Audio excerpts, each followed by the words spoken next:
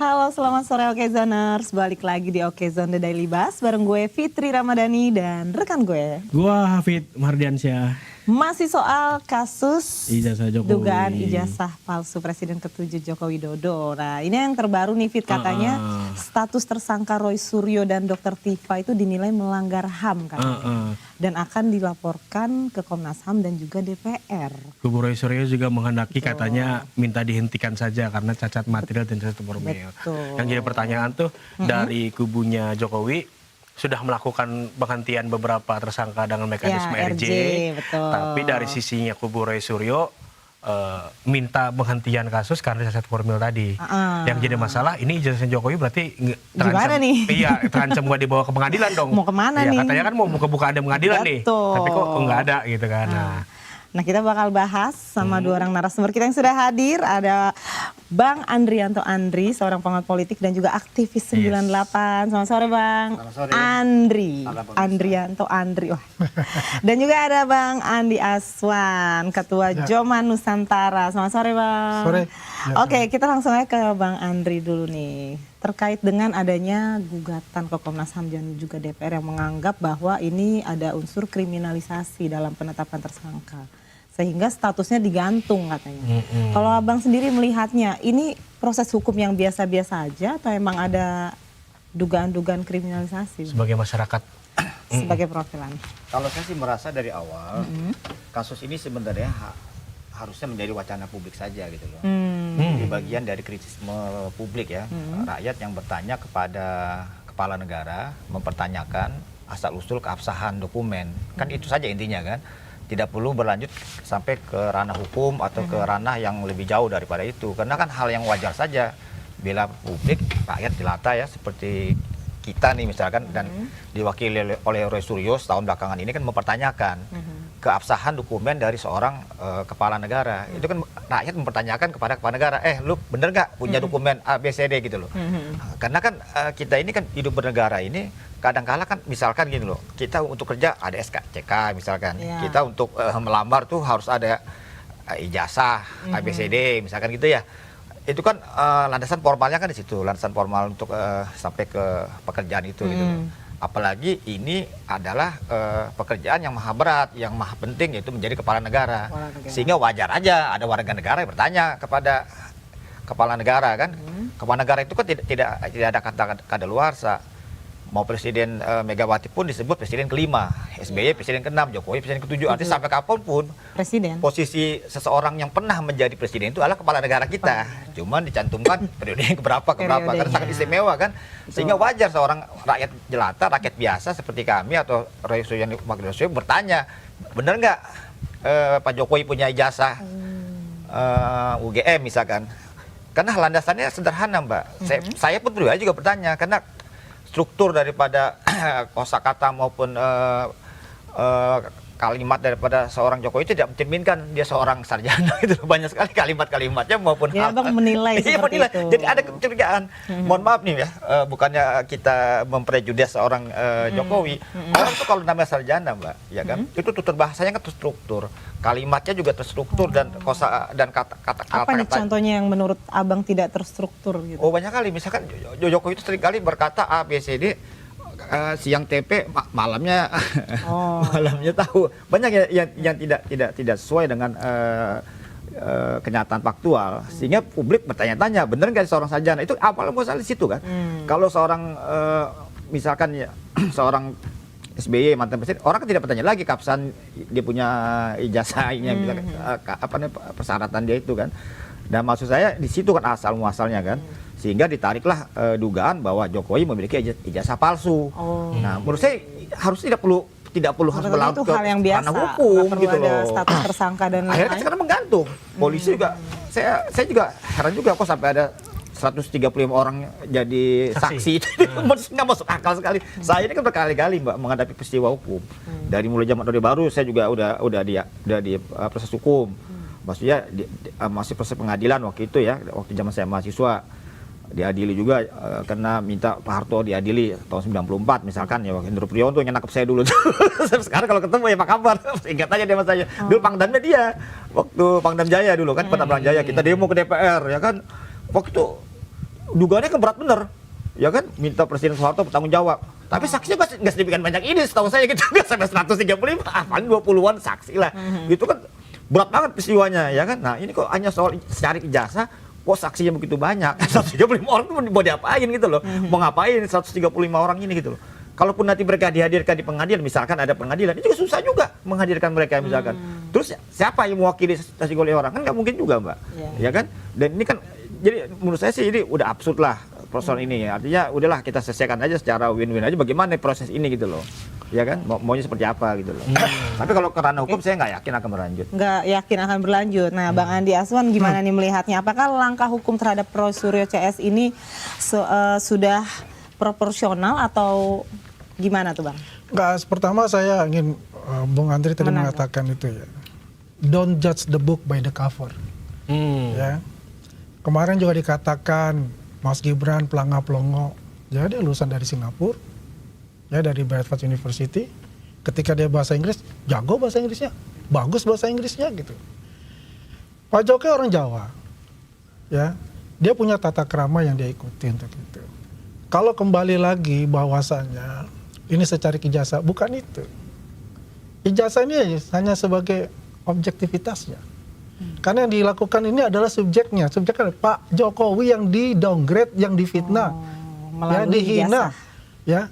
Bukan dari yang ijazah saja, banyak juga faktor-faktor lain gitu. Entry point-nya dari ijazah. Terus grand design-nya apa? Memakzulkan Gibran. Kembali lagi kalau kita lihat, kemana lagi? Ingin mengganti pemerintah ini kalau saya lihat sampai ke sana, Bang, sampai ke sana. dari persoalan nah, ijazah kita kelihatan ini sudah berurutan. Ini bukan sesuatu yang kebetulan dari ijazah, enggak. Entry point-nya yang dilakukan ada dari ijazah. Artinya bukan karena keingintahuan seorang rakyat terhadap ijazah. Kalau bicara Roy Suryo sejak tahun 2020 sudah melakukan ini. Bukan sekarang. Februari 2020. Dia udah melakukan itu. Dan ini bukan ujuk-ujuk datang.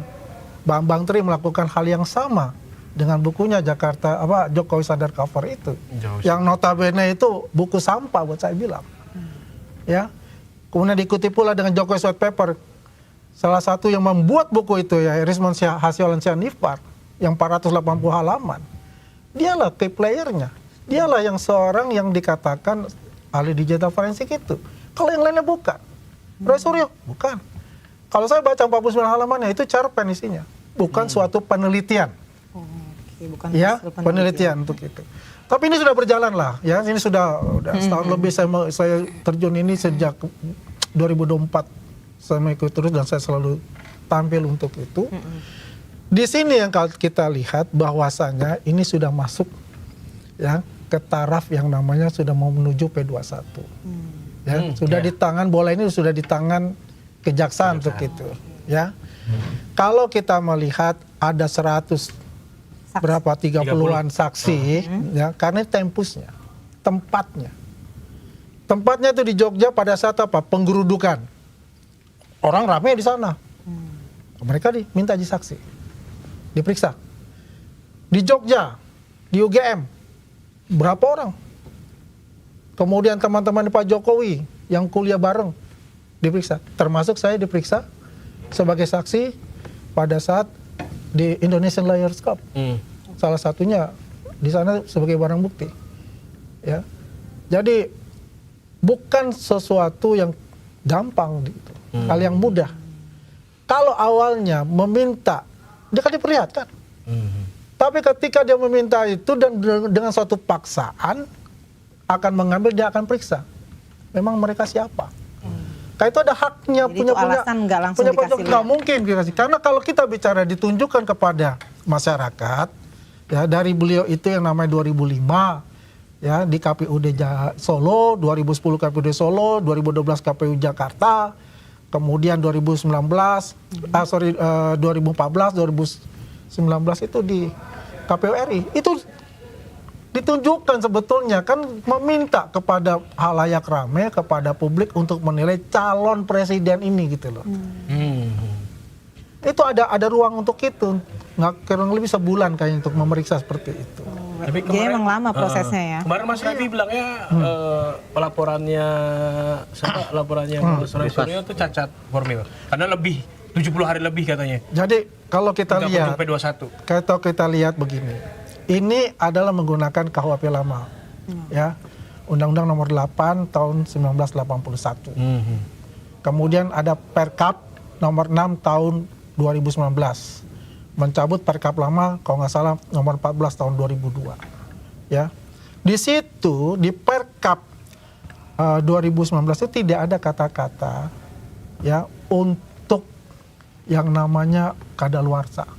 Itu nggak ada. Nggak ada batas. Kecuali itu ditahan 60 hari. Oke.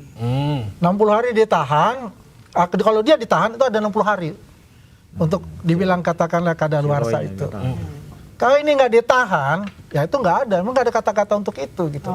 Berarti tidak ada penahanan itu membuat kasusnya itu Ya. tanpa batas waktu gitu bisa. Ya bisa aja tanpa batas waktu gitu loh. Sampai tuh memang clear itu udah selesai. Ya. Nah, kenapa lama? Sekian 130, 700 barang bukti. Kemudian juga 22 ya, 22 dari saksi ahli itu. Itu nggak gampang. Karena dari proses dia masuk sampai dia selesai itu semua terrekod dan itu ada di Fakultas Kehutanan. Itu terrekod semua. Ya. Kalau dibilang itu memang saya lihat ini dia mencari celah. Mencari celah di antara Undang-Undang tahun 81 itu, KUHP tahun 81 itu dengan Perkap itu. Dia mencari celah untuk itu. Tapi kalau kita lihat berdasarkan hukum itu, ya itu. Karena yang akan dipakai itu adalah KUHP lama. Karena sebelum 2026. Karena kasus ini kan sudah masuk tersangka itu kan 2025. Nah, 2 Januari 2026 baru dipakai KUHP baru. Memang pada nanti vonis itu bisa mix. KUHP baru atau KUHP lama gitu loh. Kalau misalnya penahanannya itu KUHP baru itu lebih ringan, mungkin vonis itu yang akan dipakai. Gitu loh. Dasarnya lebih ringan ya. Dasarnya lebih ringan lah gitu ya. Jadi bukan ujuk-ujuk bahwasanya ini kadaluarsa gimana cerita ini. Jadi ini dan bukan juga karena sengaja dibikin lama. Nah, dan bikin lama. Dan saya paham juga lah bahwasannya itu nggak gampang karena ada RJ.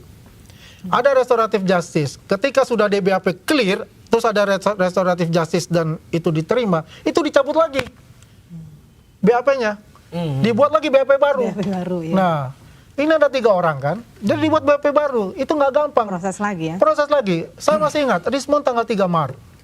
Dia dapat itu 1 bulan setengah itu, baru dapat SP3-nya kemarin, ya kan? Artinya bulan apa? Bulan April, tanggal 15 April lah kira. 17 April. 17 April dia dapat untuk SP3-nya. Itu 1 bulan setengah. Artinya dia cabut lagi tuh. Oh, jadi Dia hal-hal punya kayak ini gini dibukin yang lagi bikin BAP baru lagi. Artinya polisi dalam tanda kutip masih sibuk ngurusin RJ nih. Mas, ya kemarin itu 3 masih RJ. ya kan? Jadi RJ itu kan memang berproses.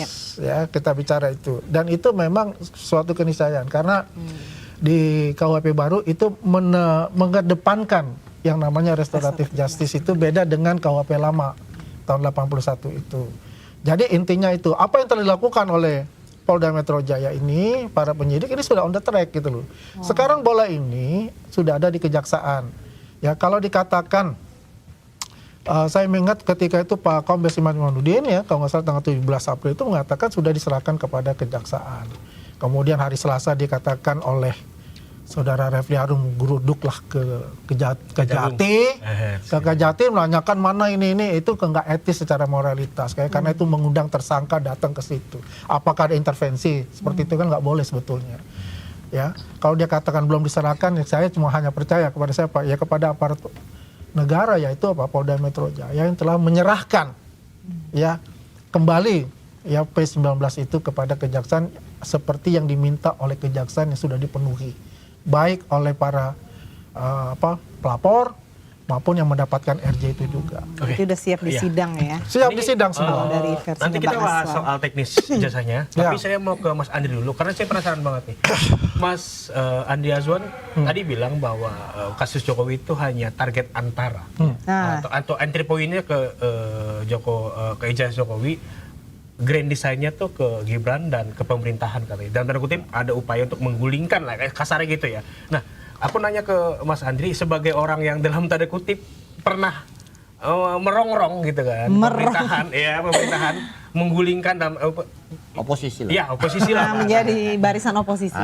Barisan oposisi memungkinkan nggak dengan salah satu simbol kayak misalkan kita nunjuk Pak Harto ya waktu itu ya kasusnya apanya gitu loh. Lalu tujuannya adalah untuk menggulingkan. Kalau saya begini, Mas Mbak Fitri ya. Dalam kasus Jokowi ini, ijazah palsu ini ya menurut hemat kami sesungguhnya tuh tidak layak masuk ke ranah hukum. Kenapa tuh tidak layaknya? Masuk ke ranah kriminalisasi. Ini saya justru curiga aparat hukum hari ini tidak beranjak dari paradigma lama, paradigma era Jokowi gitu loh, yang gampang mentersangkakan orang, gampang mempidanakan orang, gampang mempenjarakan orang. Sekarang contohnya ya, Jumudin pernah dipidana kan, Omnibus kan jadi menteri di era Prabowo misalkan, dan bahkan undang-undang yang menjerat Jumur Hidayat, Undang-Undang 146 dibatalkan oleh MK. Sementara dia sudah diadili 10 bulan. Saya kan wakil ketua tim advokasi Jumur dan Saganda tahun 2020, waktu kasus Omnibus Law itu. Saya ikuti peristiwa Jumur dan Pak Saganda waktu itu ya, karena saya ketua tim advokasinya ya kan. Dan waktu kasus Haris Azhar yang dilaporkan oleh Luhut, beliau bikin gugatan ke Mahkamah Konstitusi untuk gugat undang-undang ini, Pak, Undang-Undang 1. Dibatalkan oleh MK. Tapi Jumur Saganda udah terlanjur dihukum. Diadili. Itu maksud saya. Paradigma itu harusnya dihilangkan oleh aspek penegak hukum kita. Polda Metro Jaya ya kan harusnya berlaku sesuaikan dengan kondisi hari ini. Bapak Presiden kita kan sudah baik, sudah menjalankan hukum secara imparsial lah, tidak main gampang mempidanakan orang, orang.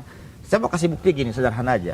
Ada kasus peristiwa yang hampir mirip dengan kasus Rosario ini yang sudah jadi tersangka, dipidana, bahkan sudah menjalani hukuman yang namanya Gus Nur dan Bambang Tri. Sama. Dia podcast beda. Dia podcast sama jasa juga itu. Diadili di Solo. Ini kedua loh Bambang Tri loh. Kalau Gus Nur kebetulan saya pernah ketemu di Baris Krim. Kasus yang lama dia. Kasus yang lama waktu itu di demo-demo Omnibus juga terus dikeluarkan. Masuk lagi karena podcast. Ijazah palsu. Gitu Pak, udah pasti denger lah. Dan ketika Bapak Presiden kita yang terhormat Prabowo menjadi presiden, hampir semua tahanan politik di era Jokowi kan diampuni, diamnesti, diabolisi segala macam. Termasuk Gus Dur dan Bambang Tri dikasih amnesti. Dia menjalankan 4 tahun nih. Bambang Tri akhirnya menjalani 3 tahun aja akhirnya. Gus Dur akhirnya juga dikeluarkan. Nah, saya heran kok aparat penegak hukum kita kok nggak jeli gitu loh, nggak ngerti bahwa ada peristiwa yang sama mirip dengan ijazah bukan mirip, malah emang ijazah palsu kasusnya Bambang Tri dan Gus Dur podcast tahun 2022 kalau tidak salah ditangkap, diadili, divonis, tapi diampuni oleh Bapak Presiden Prabowo kita, dikasih amnesti mereka berdua. Artinya kan kalau ini dilakukan lagi sama pengadilan hari ini, ya kan, ya lucu dong. Pas nanti Rasulnya kan amnesti ya udah Bambang Tri Gus Dur gitu oleh Presiden Prabowo. Ini menurut saya kurang sependapat dengan Bung Azwar. Tidak on the track dan hal ini penegak hukum kita. Polda tidak jeli dia beraspek hukum gitu loh. Masa nggak ngerti Gus Dur dan Bambang Tri dikasih amnesti oleh Presiden Prabowo kasus ijazah palsu kok sekarang 3 orang dulu ya. 1 orang udah restorasi Pak. Sama kasusnya dengan nama Gus Dur ini lucu. Menurut Abang ada kemiripan ya? Ya justru saya curiga pihak penegak hukum kita ini masih pakai paradigma lama yang gampang mengkriminalisasikan rakyat jelata, rakyat biasa, jadi, memberikan aspek hukum tidak bisa seiring dengan Presiden Prabowo hari ini yang tidak begitu gampang gitu loh. Berarti Abang menilai ini kriminalisasi. Betul. Dan ya, saya justru curiga. Saya tidak sependapat dengan Bung Aswan tadi yang bahwa kasus ijazah ini malah justru untuk mendiskreditkan atau mendowngrade Presiden Prabowo. Justru balik. Aspek penegak hukum kita nih justru mendowngrade Presiden Prabowo hari ini gitu loh. Karena nggak sampai sejauh itu masa orang bisa ijazah Jokowi tanahnya ke Gibran bahkan ke Prabowo. Saya yakin orang-orang yang hari ini menggugat ijazah palsu Jokowi itu sesungguhnya orang-orang yang patriotisme, orang-orang yang punya nasionalisme tinggi yang tidak sampai berkeinginan untuk menjatuhkan Presiden Prabowo gitu Patriotismenya di sisi apa nih, Bang? Rasulullah itu kan pernah jadi anggota DPR, Mbak. 2 periode Demokrasi 1, ya kan? Pernah juga jadi Menpora. Lantas dikriminalisasi di era Jokowi, dia cuma bikin Twitter patung Borobudur gambar Jokowi dihukum 10 bulan. Itu kan aspek politik kan, undang-undang ITE. Karena undang-undang ITE juga udah dibatalkan oleh MK yang menjerat Rasulullah waktu itu udah dibatalkan oleh Mahkamah Konstitusi. Artinya saya nggak yakin Rasulullah itu orang yang udah pernah jadi DPR, pernah jadi Menpora, Dokter Tipa juga seorang dokter dan sekarang udah jadi dokter ya, dokter beneran nih bukan kayak Rismon itu bukti palsu kan di Jepang itu loh. Jadi maksud saya ya wajar aja lah mereka mempertanyakan keabsahan itu karena diawali oleh postingan Dian Sandi katanya waktu itu kan, akhirnya bergulir lagi. Kalau tidak ada postingan itu tidak bergulir lagi sebenarnya kasus ijazah ini. Entah tiba-tiba aja tuh tahun 2004 ya, bulan November tiba ada yang posting itu, maka rame lagi kasus ini gitu loh Mbak, ya kan? Dan Roy Chat mempertanyakan, bener nggak nih Pak Jokowi punya ijazah seperti, karena ketika teliti itu, loh kayaknya nggak bener nih. Orang bertanya juga karena aspek kredibilitas Jokowi seorang ijazah, seorang sarjana kayaknya nggak memadai dia seorang sarjana. Jadi itu anggapan banyak yang salah Mbak, sorry Mbak. Opini. Dia banyak yang salah. Dia bilang teknologi kayu. Udah gitu dia bilang dosen pembimbingnya si A, Kasumojo. Dan ini dibantah semua gitu. Terus ngapain dia bikin tiap tahun bikin reuni, kan orang jadi makin curiga. Saya lulusan, kita semua lah lulusan universitas lah. Baik swasta maupun negeri jarang bikin reuni. Tiap tahun bikin reuni itu maksudnya apa? Orang tambah curiga aja akhirnya gitu loh Mbak. Kira-kira kecurigaan itulah. Kira-kira itu loh. Gitu, Mas Andri, singkat aja mungkin menurut Mas Andri kasusnya Roy Suryo kemungkinan akan seperti Babang tadi dihukum lalu dalam amnesti. Harusnya saya ya, kalau saya bukannya ini ya, saya bukannya berpraduga, saya lihat memang aspek kepolisian kita dipimpin Pak Listio Sigit ini memang harus direformasi total, karena pola pikir dan cara seperti kasus Dispredo segala macam itu, ya kan, yang kemarin di penjara kasus Juli Agustus itu Pak. Jadi kami akhirnya ikut membebaskan mereka ini gitu loh. Tapi kan dia buat apa gitu loh? Orang demonstrasi mengkritis, dalangnya nggak ditangkap sampai hari ini gitu loh. Dispredo teman-teman udah di penjara, ya kan, diadili, akhirnya diponis bebas oleh nyalahkan siapa? Kan aparat penegak hukum kita juga yang masih berparadigma pemerintahan Jokowi yang begitu otoriter gitu, yang begitu gampang memenjarakan orang, mengkriminalisasi orang. Dan hari ini gampang kasusnya Roy Suryo. Kenapa? Karena juga tidak bisa bukan tidak bisa dilanjutkan. Harusnya pihak ini kurang jeli melihatnya gitu loh Mbak. Pak Prabowo kan memberikan amnesti nih sama Bambang Tigus Nur, kasus ijazah palsu Jokowi gitu loh. Abang melihat nih ada ketidakjelian. Bisa nebis and idem Mbak, nggak mungkin perkara yang sama kan gitu loh. Pasti kan nanti masa presiden kasih amnesti lagi udah diadili udah dihukum. Nah, ya kan? Nah, masa nggak paham pihak penegak hukum kita Bambang Tigus dikasih amnesti sama Presiden Prabowo, masa nggak tahu? Itu kan kita aja tahu kan, dikasih amnesti kasus ijazah palsu mereka berdua itu. Kasihan mereka itu cuma gara-gara podcast kayak begini tiba-tiba langsung ditangkap diadili. Aduh. 4 tahun mereka jalan ponisnya loh. Jalan 3 tahun. Iya, Silakan. Pertanyaan saya begini, beliau ini apa sebagai pengamat atau sebagai bagian dari Roy Suryo kawan-kawan ini, kan begitu. Karena kan saya kalau pengamat ya oke lah ya, saya bisa lihat. Tapi kalau ini kan sudah masuk bukan lagi sebagai pengamat gitu loh. Udah menjudge bahwasannya Pak Jokowi ini adalah seorang diktator dan sebagainya. Ya, ini biar kita clear kepada masyarakat untuk itu, ya. Karena apa yang dikatakan ini jauh panggang dari api. Kasus Gus Dur itu beda dengan kasus Roy Suryo. Di mana sisi bedanya kalau menurut Pak Andi Aswan? Kalau kita bisa lihat ya, yang pada saat itu yang dilakukan oleh dia itu juga suatu penghinaan. Ya, dia mempertanyakan bukan ijazah S1, ijazah SMA. Beda ya untuk itu. Yang dilakukan juga memang ya sudah banyak lah untuk mendowngrade itu. Tapi apakah Pak Jokowi pada saat itu dia melakukan suatu tindakan represif? Tidak. Dia serahkan kepada hukum. Seperti apa yang sekarang dilakukan, dia serahkan kepada hukum. Ya, tidak pernah dia melakukan sesuatu itu yang dilakukan atas keinginan dia. Artinya ini adalah hasil dari proses hukum. Jadi ini semua proses ya. Dia di downgrade sebagian rupa. Itu diam-diam. Dia tidak melakukan apapun. Karena dia tidak melakukan apapun, ya jadi mereka merasa wah ini gampang sekali gitu. Waktu dia presiden aja dia tidak melakukan sesuatu. Dia serahkan semua proses hukum. Kasus Tupa bukan Pak Jokowi yang melaporkan, Pak Jokowi diam. Walubi. Ya. Yang melakukan ini ada penistaan agama Buddha, maka dia kena 9 bulan. Bukan Pak Jokowi yang langsung melaporkan, itu tidak ada. Pak Jokowi melapor pada saat ini aja, ketika dia tidak jadi presiden. Kalau dia jadi presiden, dia melaporkan, itu abuse of power bisa dianggap di sana. Dia tidak lakukan untuk itu, tapi dia lakukan dia sebagai seorang masyarakat biasa. Ya. Itu pun lama loh nunggu. Proses apa? Dari bulan apa? November sampai April baru dia. Enggak, tunggu. 2024 November. Oke. April 2025 tanggal 30 baru melaporkan. Ketika dilaporkan, apa yang terjadi? Ya. rubah tuh dia punya strategi, membuat buku. Tadi kagak. Kita lihat itu proses dari November ke April, itu yang dilihat. Ya, makanya dia ada pelaporan itu. Ya. Tapi sekarang balik lagi nih ke soal ijazah Jokowi di pengadilan. Mas Adi nilainya ada apa ya? Ada anggapan dari masyarakat bahwa ini kayaknya Jokowi takut dibawa ke pengadilan ijazahnya nih. Saya berapa kali saya katakan, ya, Mas ya, Pak Jokowi itu tidak takut sama sekali. Ya, saya sudah katakan di stasiun TV manapun, di sini apalagi, ya.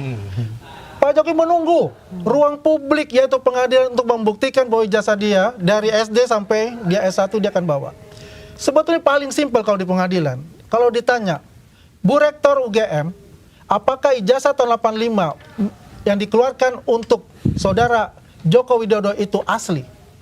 Ketika UGM mengatakan, yang mulia, Majelis Hakim, itu adalah asli kami keluarkan. Sebetulnya case sudah close. Oh, harusnya udah selesai sampai Selesai. keterangan dari UGM. Selesai untuk itu. Karena yang mengeluarkan adalah UGM. Sebetulnya untuk itu, simple. Itulah ketakutan yang dialami oleh mereka-mereka ini kali ini masuk sampai pengadilan. Ya, udah dibayangkan seperti itu. Makanya diusahakan nih main panjang. Oh. Ya, diusahakan main panjang. Ditimbulkanlah suatu namanya aktor-aktor terbaru untuk itu.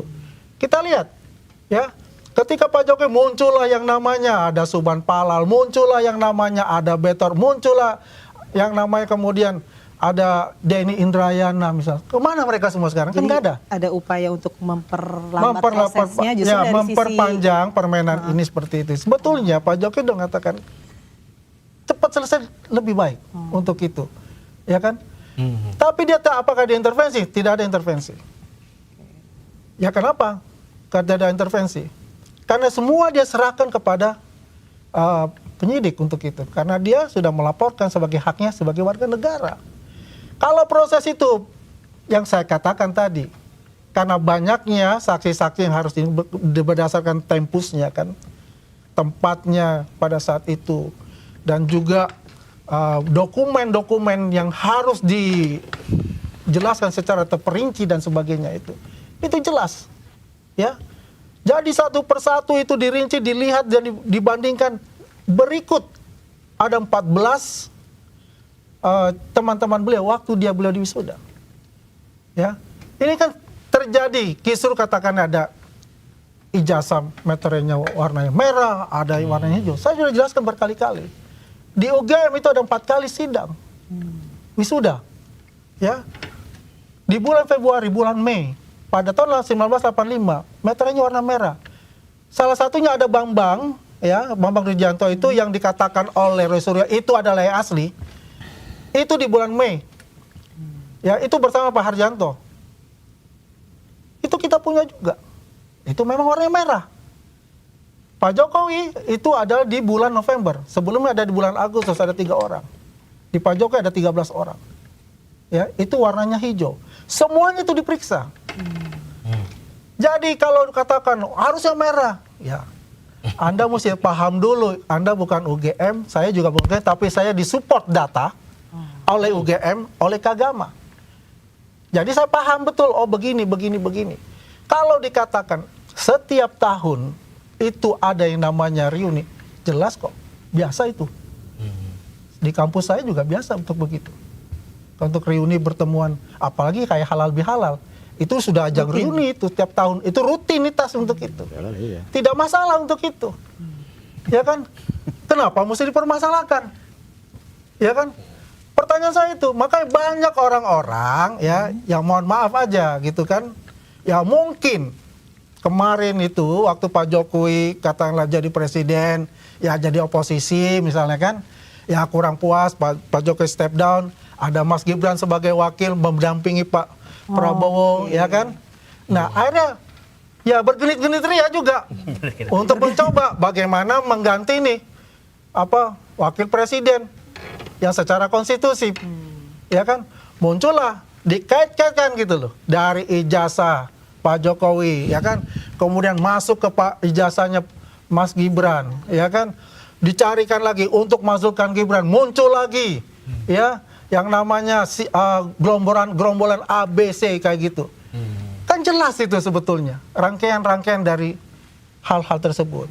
Ya, yang jelas pada saat kita mesti memberikan informasi kepada teman-teman semua bahwa proses ini sudah berjalan.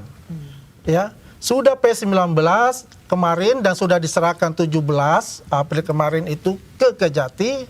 Ya, jadi intinya adalah bola sudah di tangan kejaksaan. Ya, jadi hukum itu tetap berjalan. Kalau ada katakan bahwasannya tidak ada akan hukum, hanya nanti ada amnesti dan sebagainya, itu proses. Tapi yang jelas ruang publik buat Pak Jokowi itu adalah di pengadilan untuk membuktikan biar tidak ada yang namanya jurisprudensi. Kemudian hari yang menggugat hal yang sama untuk itu. Dan ini sudah membuktikan apa yang mereka lakukan dengan RJ-nya Rismond, dengan pengakuannya Rismond, bahwasannya apa yang dikatakan ijazah Pak Jokowi palsu. Saya balik, Mbak. Ijazah asli Pak Jokowi dituduh palsu. Ya, karena apa? Rismond juga sudah mengatakan itu ijazahnya asli. Saya lihat dan saya juga melihat dan saya juga meraba dan saya melihat bahwa situ ada emboss, ada garis merah, ada watermark itu. Ya. Jadi intinya kalau ada dikatakan ijazah palsu, kita tunggu di pengadilan. Bagaimana pengadilan itu berproses, kita lihat seperti apa. Begitu. Oke. Nanti kita mau Mas Andrianto, soal ini nih Mas Andri, soal tadi proses main panjang. Jadi siapa ini sebenarnya yang nggak mau panjang. ke pengadilan? Nah, yang jadi masalah kan ini kaitannya mungkin bisa ditarik nih buat 2029 kan. Nah, Gini, Sebagai pengamat politik ini Gimana? gimana? mungkin supaya publik tahu juga ya, bahwasannya kasus ijazah palsunya Pak Jokowi ini sebenarnya sudah bergulir lama, ya kan? Bahkan sudah makan korban yang namanya Bambang Tri. Bambang Tri ini tahun 2018 atau 2017 saya lupa, dia juga sudah diadili juga ketika dia buat buku Jokowi Undercover. Dalam buku Jokowi Undercover itu dijelaskan silsilah keluarga maupun pendidikannya Pak Jokowi, ya kan? Nah, lantas dia diadili, ditangkap karena melakukan undang-undang IT itu. Diadili diponis berapa tahun. Setelah itu dia keluar kan. Nah, 2022 dia diadili lagi nih si Bambang Tri, ya kan? Nah, kalau yang 2022 bukan karena buku, tapi karena podcast dengan Gus Nur, ya kan?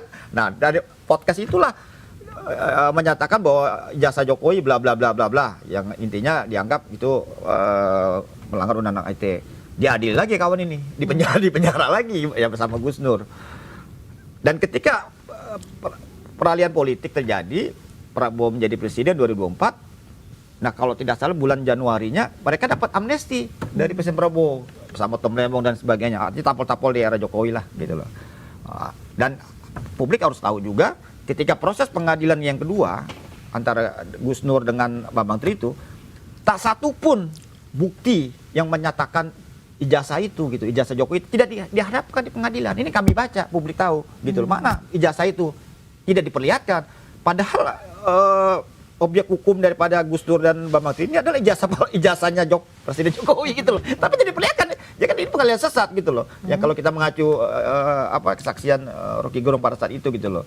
Nah, artinya kalau pengadilan ini dilanjutkan, hemat kami juga jadi pengalihan sesat. Kenapa? Itu ijazah pasti akan diperlihatkan gitu loh. Dulu aja Gus Dur dengan itu tidak diperlihatkan juga jadi gitu. menurut Abang tadi perlu ada persidangan. Bukan soal itu. Jadi saya menganggap kita ini kan menghukum orang, mengadili itu ya kan. Itu jangan dijadikan objek terakhir daripada ranah hukum. Banyak hal-hal yang lebih lebih ada win-win solution yang menurut hemat saya. Jangan selalu jadikan itu ranah hukum. Jangan gampang mengadili orang, menghukum orang gitu loh. Belum orang sudah dikenakan pasal-pasal gitu loh. Roy Suryo, mereka cuma bertanya awalnya gitu loh, bertanya mempersalahkan ada nggak ijazah Jokowi. Kalau memang ada kasih tahu aja ke publik, selesai urusannya gitu loh. Kenapa harus pakai proses lucunya kan sampai Jokowi pun melaporkan pengaduan gitu loh. Dia pencemaran baik jasanya. Artinya kan dia perlihatkan aja ijazah ke publik selesai gitu loh. Ngapain sih harus ngebet ngukum orang gitu, ngadilin orang gitu loh. Seneng banget ngadilin orang maksud saya si Jokowi ini gitu loh. Jadi harusnya udah selesai gitu ya? Atau mau Gimana nih, Bang? Atau gimana? Iya, itu kan ada asumsi dia semua. Asumsi dia. Kita lihat begini, ya ijazah beliau itu sudah dipertunjukkan oleh Roy Suryo dan kawan-kawannya itu, ya. Dan klaster 1 itu di tanggal 15 Desember 2025 ya digelar perkara khusus. Clear. ijazah beliau ada, ijazah beliau asli, dan bukan Andi Aswan mengatakan itu. Rismon mengatakan itu, Ibu Elida Neti sebagai kuasa hukum dari Pak Egy Sujana juga mengatakan itu. Karena Pak Egy Sujana mengatakan kalau ijazah Pak Jokowi itu ada dan asli, ya, case close. Itu Egy Sujana mengatakan itu. Makanya dia mengadakan RJ. Ya, Pak Egy ya. Pak Egy Sujana sama DHL untuk itu. Ini bukan sesuatu yang katanya rekayasa dan sebagainya, enggak. Terus Nah, tadi ya, jadi gimana? ya tadi mau ditanya. Apa di kubu sebelah tuh tanya nih soal Jokowi rambut gondrong sama Gazhas Adam. Katanya punya Bang Azwan punya ini lagi nih, gimana tuh? Ya punya lah, kalau kita bicara Coba. ini ya, Jokowi Gazhas Adam ya, itu soal ya, Gazhas Gazhas Adam Adam. dulu deh ya, kita ini kan ya. Gazhas Adam itu adalah security index ya, kalau kita Security bicara index. ya, security index. Nah, ini dia. Ya, seperti ini ya. Di warna merah sini. Itu security index. Jadi ijazah itu dibuat oleh Perum Peruri. Oke. Ya. Nah, Perum Peruri ini adalah perusahaan pemerintah yang membuat security printing. Ya kan? Nah, di dalam itu ada watermark. Nah, watermark itu ada security index-nya. Jadi diacak. Gajah Mada jadi Gazhas Adam. Ya. Nah, itu setiap ijazah itu berbeda. Ada yang 3 Gazhas Adamnya, ada yang 4 Gazhas Adamnya, ada yang 8 Gazhas Adamnya. Itu tidak semua akan sama untuk bicara yang namanya security index-nya itu, security printing-nya. Ya. Tahun 84, saya kita temukan 84, 85, 86 itu ada. Nah, sekarang itu menggunakan namanya hologram. Ya. Hologram sama apa namanya? QR code. QR code. Ya kan? Itu perbedaannya. Jadi kalau dikatakan bahwa itu yang dibilang ada hasil editing, wah, itu salah besar untuk kita bicara itu. Karena Berarti itu sudah ada. Gazhas Adam itu seperti dalam tanda kutip sidik jarinya ijazah supaya tidak bisa diduplikasi oleh Ada ijazah yang dua, lain. ada dua. Satu adalah emboss, ya, satu emboss, ya. Kedua adalah untuk melindungi watermark itu. Itu pakai namanya security index. Artinya tiap ijazah ada Gazhas Adam ini, Ada. tapi berbeda-beda jumlahnya. Beda berjumlah. Kan ini kan kayak roll gitu kan. Gitu. Ada yang di atas, ada yang di bawah. Kalau ini rata-rata yang 85 di kehutanan ada di bawah. Di sini juga ada. Ada beberapa. Ada yang 8, ada yang 5, ada yang 3. Nah, itu semua ada. Kalau itu ada, ya itu udah asli, udah pasti itu. Oh, itu udah menunjukkan. Udah, apalagi kalau ada embossnya lagi, ada emboss, kemudian ada watermark, terus ada security indexnya, itu udah pasti asli buatan itu. Berarti menurut Bang Tapi bukan buatan UGM ya, ingat ya, ini bukan buatan UGM, tapi Perum Peruri. Perum Oke. Peruri, ya. Berarti menurut Bang Andi Azwan dengan adanya Gazhas Adam itu justru menandakan bahwa ijazah ini asli. Asli, karena pelindungan watermarknya ada, Oke. embossnya pun juga ada. Nah, itu kuncinya gitu. Kalau sekarang namanya hologram. Program Dan QR code. code. Ya, itu udah nggak bisa lagi untuk itu gitu. Lebih simpel. Kalau dulu perlindungannya adalah itu. Ya, ini ya bagus juga di UGM gitu. Bahwasanya mereka mempunyai security itu gitu loh. Ya, kalau kita lihat yang tadi dibilang apa tadi? Gondrong itu. Gondrong ya. Ah. Ya, saya sebetulnya juga membuat apa namanya? Sebentar.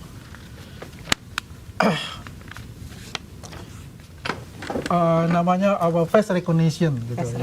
Ya, face recognition ya. Kalau saya lebih update lagi, lebih tertinggi yang namanya retina face plus arc face. Gitu. Jadi retina face bukan foto tapi Mata. dari mata, hidung, bibir ya, ada 5 poin, bibir atas, bibir bawah, hidung, terus mata. Jadi ada 5 titik. Kalau sebetulnya ada sampai 28 titik, itu sudah luar biasa. 5 titik ada cukup.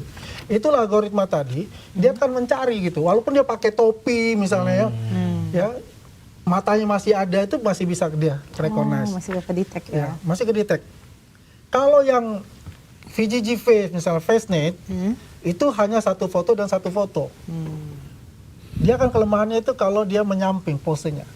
Nggak bisa ini ya. Ya, kalau mau rambutnya gondrong ke mau ini itu kan kedetek karena yang dilihat adalah bukan bentuk dari muka rahang gitu ada yang bukan, tapi adalah bibir atas, bibir bawah, hidung, terus mata, di antara mata itu juga ada. Nah, itu siapa prosesnya. yang dibuletin tuh? Ini yang dibuletin Siapa siapa? tuh Bang? Nah, ini kan Pak Jokowi waktu dia Silva Gama, ya. Oh itu Pak ya. Jokowi. Waktu itu ya, waktu Ya. kuliah. Artinya beliau Waktu juga punya gondrong. Pendaki gunung, rambutnya gondrong. Wih. Oh. Persis waktu dia wisuda, ya. Jadi saya, nah ya, Nah itu apalagi tuh yang gondrong? nah ini gondrong nih dia. Ini waktu dia wisuda, waktu dia naik gunung nih dia di bawah, ada warna hijau kan? Oh iya ini Ya, ya. gondrong nggak rambutnya? Ya tebal. Ya gondrong kan? Gondrong. Nah iyalah. Angkatan 80 itu dinamakan angkatan Ali Topan. Ali Topan jalanan kan selalu gondrong rambutnya. Iya. Iya kan? Bokap kita juga. Ya saya angkatan 89 ya Iya, saya. iya. Saya juga. Bapak gue juga. Ya, belah dua saya. Belah dua gondrong kan. Ya kan? Ada belah dua Ali Topan jalanan lah kalau begitu. Ini ada semua. Nah, ini kan dia masih tetap rambutnya gondrong tuh dia sudah. Nah, di sini ada gondrong kan? Ini bukan ini ya, bukan ini adalah dari algoritma. Database. Dia ada 1.000 orang di situ dengan basis dari foto ini, source ini, kita bisa lihat. Bisa tadi. Dia terdetek langsung. Walaupun rame-rame. Waktu pun rame-rame. Nah, jadi kalau dikatakan rambutnya nggak gondrong ya rambut itu salah besar lah. Berarti ya mungkin itu angkatannya angkatan 2000-an dan kalau iya sih. angkatan bicara angkatan 80-an rata-rata gondrong. Nggak mungkin kayak itu. Lagi ini ya, zaman dulu Ya zaman hits dulu banget ya rambut Mau gondrong. bapak kamu mungkin juga sama gitu. Ya. Keribu. Nah, gitu. Rata-rata ya, bukan katakan seluruhnya, tapi rata-rata demikian kayak gitu. Oke. Ada lagi yang perlu Ada dibuka? yang mau dilanjut? Saya banyak kalau saya mau lihat ini gitu kan. Relevan konteksnya. Ya. Banyak sekali untuk itu ya. Tapi Harusnya yang masalah jelas jasa bukan masalah yang jelas kelihatannya gitu. yang selama ini dikatakan bahwasannya orangutan fotonya beda, itu sudah kebaca. Udah di sini pun juga sudah saya berikan Itu argumen untuk membantah semua. tudingan-tudingan mukanya nggak mirip gitu. Mukanya nggak mirip, ijazah. Foto Orang yang tempelan. berbeda, Foto katanya orang yang tempelan. berbeda. Kita balikin aja kalau bicara menuduh itu, tolong buktikan. Ya kan? Jangan hanya cuap-cuap ngomong-ngomong. Kalau saya, ya saya buktikan karena saya selalu berbicara tentang data. Apa yang saya tampilkan, saya berbicara tentang data. Ketika orang mengatakan bahwa itu ada foto Dumatno, saya tampilkan dengan algoritma. Dan muncul itu juga, dan saya ketemu Dumatno langsung. Ya kan? Apa yang dibilang kan? Coba. Inilah yang namanya asumsi dan penggiringan publik untuk membenarkan apa yang dilakukan oleh mereka. Tapi tidak ada bukti. Sampai sekarang saya katakan, ya, mereka tidak punya bukti untuk itu. Sampai sekarang. Karena dia hanya berpatokan kepada penyadian sandi. Itu saja. Oh. Gak ada yang lain. Kalau kita tantang, ayo kita buktikan gitu loh. Siap lagi datanya gitu.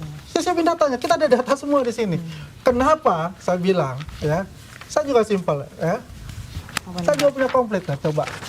Kan selalu katakan ini adalah penyusupan gitu. Ini hanya lama karena beda. Saya katakan gini, rata-rata di UGM itu pada tahun itu banyak juga skripsi itu tidak ditandatangani oleh yang namanya pembimbingnya. Banyak. Gitu loh. Bukan hanya 1-2. Coba tanya Refli Harun ditandatangan nggak? Tanya aja deh. Kayak gitu loh. Ya, karena kita bicara fakta, kita bicara data, ya kan? Kalau mengatakan berteriak-teriak ijazahnya Pak Jokowi palsu, yuk buktikan ijazahnya di mana, ya kan? Makanya seorang Rismond, ya, saya juga apresiasi kepada beliau karena beliau itu tidak berafiliasi, ya, dengan kelompok apapun, ya. Dia curiosity dia yang membawa dia untuk meneliti itu, walaupun dia salah kolamnya, salah jalannya, ya. Tapi dia mengakui itu yang menarik. 15 Desember dia mau mengatakan itu, tapi dia dilarang untuk mengatakan itu. Ya, ini kita bicara fair-fair aja gitu loh untuk bicara itu. Ya. Jadi kalau mau bicara tentang Yamaguchi itunya saya yang bongkar kok, saya yang punya peneliti itu. Ya. Tapi yang jelas di sini yang kita lihat adalah kalau kita ingin berbicara tentang sesuatu, ya, yang mungkin itu hanya baca atau apa, cobalah berdiskusi dengan orang yang benar untuk itu, yang mempunyai, yang tahu dan dengan data-data yang tepat dan fakta, bukan hanya pembenaran, bukan hanya kata-kata, karena itu asumsi itu bisa membawa kita terjerembab kepada hal-hal yang berlawanan dengan hati nurani kita. Oke. Baik. Mungkin Bang Andrianto ada Ya saya sih opini atau sederhana aja, argumentasi ya. soal pembuktian tadi tuh Bang. Pembuktian Kan sudah ada by data tuh. Bagisnya itu tong sampah semua yang dipaparkan oleh Bung Azwan barusan ini. Bagaimana tong sampah kalau itu Kenapa? buktikan dong Kan- Anda dengan data. Ya boleh dong. Kalau itu Saya bicara susah. sebentar. Kenapa saya bilang tong sampah? Karena ini tidak bagian dari pembuktian hukum tadi. Kalau memang ini menjadi pembuktian hukum, ya kan, seharusnya kasus ijazah palsu Jokowi ini, Presiden Jokowi ini harusnya tidak perlu masuk ke ranah hukum, Mbak. Dari awal ya saya bicara kayak gitu. Kenapa? Harus ada pembuktian publik saja yang berhak menentukan. Cukup pembuktian publik. Buka aja gelar mahkamah apa namanya sidang rakyat kayak, atau undang kalau memang kita meragukan ahli-ahli dalam negeri, kita undang ahli luar negeri misalkan, kita undang pakar-pakar yang netral. Nggak boleh pihak Polda Jaya yang menyatakan ijazahnya si tadi yang dibilang oleh saudara Boleh gelar tanya nggak tadi? gelar Boleh tanya ya? ya nggak bisa dong, saya lagi ngomong jangan potong-potong. Iya. Tadi saya nggak potong-potong. Lanjut dulu. Anda ngomong 20 menit, saya nggak potong-potong. Enggak, boleh tanya Saya ntar. cuman mau Karena mengatakan penggiringan semua. yang berhak untuk menyatakan ijazah itu asli atau palsu itu bukan pihak penegak hukum, bukan pihak yang tadi dibilang gelar perkara itu dinyatakan asli, nggak bisa. Akan subjektivitas siapa tuh, sekali dong. Ya, nanti. Harus ada panel ahli. Oh. Ya panel ahli ini harusnya di luar ranah hukum tadi gitu loh. Harusnya pihak Roy Suryo dibebaskan dulu dari cengkraman status tersangkanya. tersangka dia. Jangan-jangan kasus tersangka mereka ini dijadikan bargaining hukum oleh pihak Presiden Jokowi dan terbukti. Misalkan Egy Sujana, misalkan Rismo dikasih justice. Dan sedemikian gampangnya orang-orang ini kok seperti happy dari ketika ketemu dengan Jokowi, bahkan seorang Gibran yang tidak ada sangkut pautnya dengan walaupun itu bapaknya. Ini kan satu hal yang domain yang berbeda loh. Ijazah presiden yang kebetulan memang bapaknya, ya kan?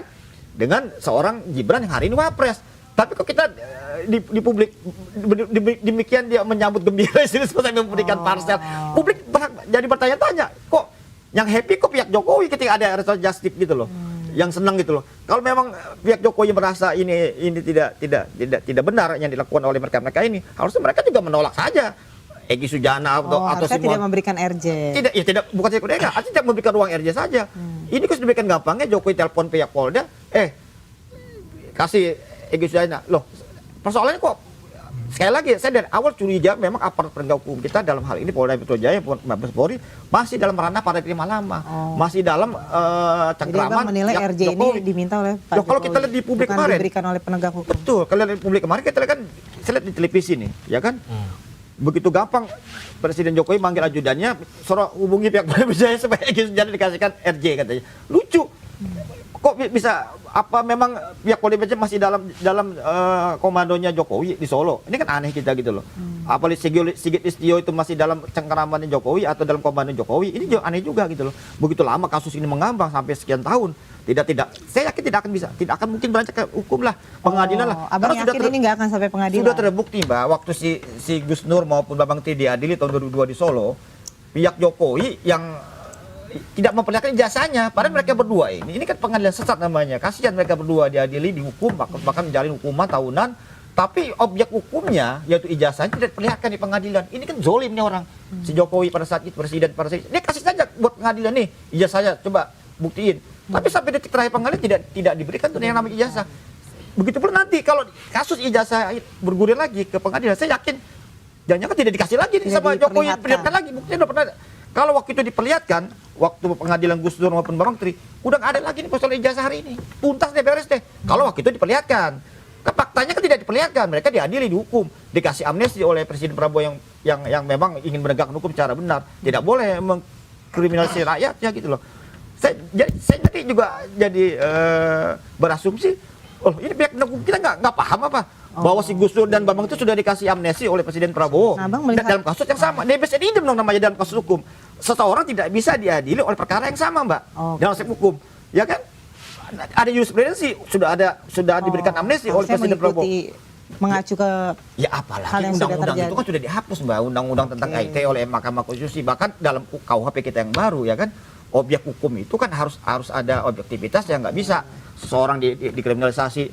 Saya justru curiga seperti omongan Bung Azwan ini, objek tersangka mereka ini cuma dijadikan bagian poin untuk restoratif justice tadi gitu loh. Cuma jaga, mungkin seneng banget nih Trismondo, bahkan dia didampingin oleh mereka semua.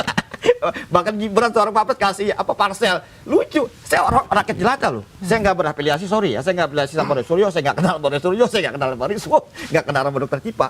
Saya warga biasa jadi ketawa-tawa. Loh, apa urusannya Wapres dengan Risma Sianipar? Dalam konteks itu hal yang aneh. Dalam konteks kelembagaan, Mbak, bukan dalam konteks bapak anak. Iya kan? Kalau konteks kelembagaan, apa iya seorang Wapres memberikan parsel menyambut seorang yang dapat restoratif justice? Kan itu kan lucu, kok bahagia bener, happy bener, pandangan orang awam. Lucu juga ngeliatnya gitu loh.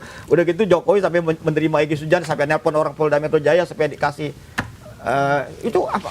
Harusnya kalau dia memang benar itu omongan beliau tadi, laksanakan naik pengadilan sesat tadi gitu. Saya yakin kalau ini bentar, jangan potong dong. Kalau ini dilanjutkan ke pengadilan pun, ini jadi pengadilan sesat kedua setelah Gus Nur dan Bambang Tri, ya kan? Ini udah banyak korbannya nih gara-gara ijazah ini, ya kan? Kalau bertanya sama saya, gimana solusinya hari ini? Udahlah win-win solution aja lah. Ini udah pasti ijazah ini nggak ada. Dan dari soalnya bertanya, kalau memang masih mau diteruskan, ini mas saya pandangan saya. Ini aja gelar uji publik aja, gelar uji publik di tempat yang netral, bisa di mana pun terserah lah, bisa di kampus atau bisa di ruang terbuka, udah diuji publik. Jangan yang uji publik tadi yang tadi disebut oleh Bung Andi Azwan. Gelar perkara itu kan subjektif sekali, pihak polisi saja yang gelar perkara aja. Orang-orang luar nggak bisa masuk. Kan mereka kan ini kan walkout gitu kan. Ya karena pasti nggak subjektif. Tempatnya pun menilai itu tidak transparan. Ya tidak transparan. Dan bayangkan Mbak, masa menggelar perkara di markasnya yang mau ngadili mereka, itu aja udah nggak objektif, mana mungkin gitu. Makanya mereka walk out kan. Kalau saya orang awam bukan baca berita, mereka walk out gitu loh. Kata siapa walk Akhirnya out? Ya walk out kan. Nggak ada walk out. Nah, setelah itu dinyatakan oleh beliau gelar perkara tadi udah asli kata ijazah ini gitu. Kalau benar ijazah ini dikatakan asli ya kan, harusnya nggak perlu lagi ada sampai pengadilan sampai beliau ngotot harus diadili. Saya kan nggak. Jadi Abang melihat ini tidak perlu sampai masuk ke persidangan. Saya pengen peristiwa ini jangan jadi pengadilan sesat kedua lah. Udahlah. Maunya terbuka aja, sidang terbuka. Tidak perlu lagi ada status tersangka, dicabut dulu status tersangka mereka, bukan yang namanya justice. Dan penegak hukum dan Polda Metro Jaya mengakui kealpaannya. Tapi ini sudah berlangsung ke ranah hukum. Ya bisa, mereka kan memberikan SP3, bisa. Oh, Entah itu Abang nanti di kejaksaan, SP3, SP3 saja. Entah itu di kejaksaan, dihentikan. Karena ini tidak apa namanya? Ini mencederai keputusan Bapak Presiden Prabowo yang terhormat, yang baik hati memberikan amnesti kepada Bambang Tri dan Gus Nur dalam kasus ijazah palsu. Nah, kalau itu gitu kan. Maksudnya udahlah, kita semua hormati Presiden Prabowo lah gitu loh. Dia sudah nggak ada lagi lah kriminalisasi terhadap warga negara. Orang bertanya, korupsi bertanya, ngapain lagi diadili, ngapain lagi jadi tersangka, dihukum, apalagi dihukum. Saya udahlah. Ini menarik, tapi waktunya sudah habis. Kita langsung aja langsung closing statement aja dari satu dari Bang Andi dulu. Banyak penyesatan di sini, ya. Kalau kita bicara bahwa itu ya harus ada sidang terbuka masyarakat. Begini, permintaan dari Roy Suryo ya untuk ada yang namanya lab for independent sudah dilaksanakan oleh Polda Metro Jaya. Minta ke Universitas Indonesia, tidak punya kapasitas, tidak punya alat.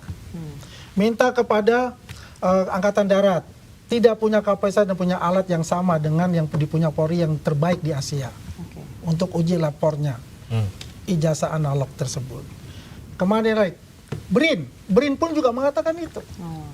Pihak-pihak yang kalau minta di luar negeri ya udah lu warga negara sana aja, ngapain?